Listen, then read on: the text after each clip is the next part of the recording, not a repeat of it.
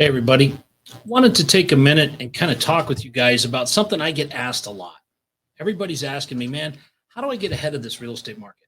How do I get on top? How do I get out in front? And you know what I tell everybody? The best time to buy real estate is 10 years ago. The second best time to buy it is right now. But that's easier said than done. But I want to give you an example that you guys can look at. And it's two people that I know very personally. One is a really good friend of mine who bought a really nice house, about $800,000 house at the top of the market in 2007. I mean, I think that like the week after he bought the house, market just 86 right off the edge and it was downhill from there. But he kept paying. He kept making his payment. He did his agreement. He didn't get a crazy loan. He just got a regular loan, 15-year loan. He refinanced it a couple times when he was able to, but he kept paying that payment. My parents bought a house in the same neighborhood. They were able to get a really, really good deal because they had some cash laying around, and they bought it at probably the bottom of the market. And they got a smoking deal. I think they paid about $400,000 for it. They were able to put about $60,000 into it. But you know what? Today, both of those houses are worth over $1.5 million, right? But the reality is, you've got to figure out, are you going to be the person that times the market perfectly and gets in at absolutely the best time, or are you going to be the person that gets in and stays in? You know, we're seeing the volatility in the stock market right now where everybody's jumping off the cliff and there's all these stocks selling. That's how prices go down, right? Everybody's going, oh my gosh, this stock's getting murdered. I better hurry up and sell it before I lose more money. And guess what? We've got plummeting prices. Those people that stayed in, it might be a couple of years before they get their money back, but they're not losing anything. And those are the same things that happened to the people that got into the real estate market in 2002, 3, 4, 5, 6. You didn't have to be getting in 9, 10, and 11 when the bottom was right there. In fact, it went down in 9, down in 10, right? Bottom was sometime in 11 and 12. And so the reality is if you get in, if you take action, if you have adequate reserves and you do a smart business plan and you get that pulled together where you are able to manage through all of the heartbreaks, all of the upsets, all of the ups and downs, real estate really is one of the most stable investments you can get into.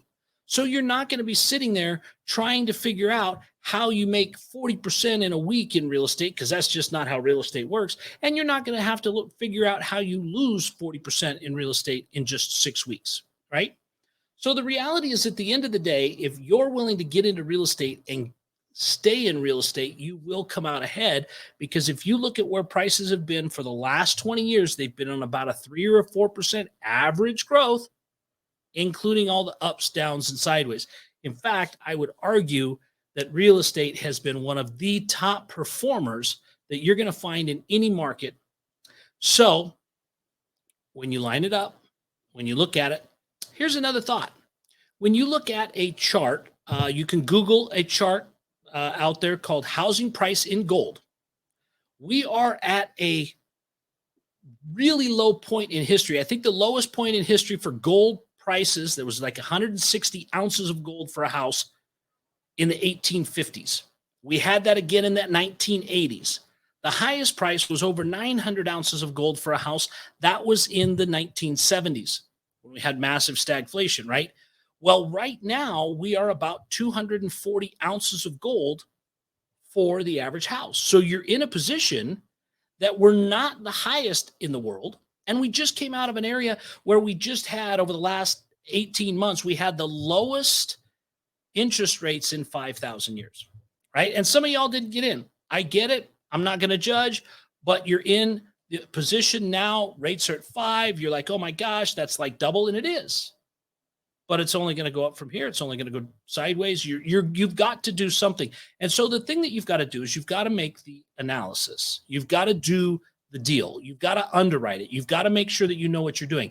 And then from there, you've got to take action. I believe that 95% of people that lose out in real estate are simply because it takes too long for them to recall or to get to the place where they've done the analysis and they're ready to pull the trigger. And by then the deal's gone. And then they get to the next one and they get to the next one and they get to the next one.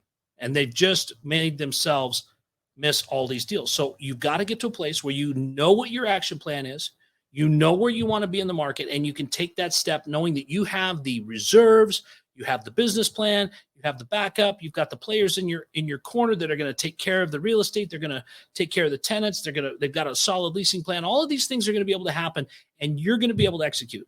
So guys, my simple advice, if you're going to get involved in real estate, stop waiting. Get involved. And know that if you're working with professionals and you've got a solid business plan, you will come out on top over time, because you only lose when you sell for less than you buy. So guys, that's my tip for today.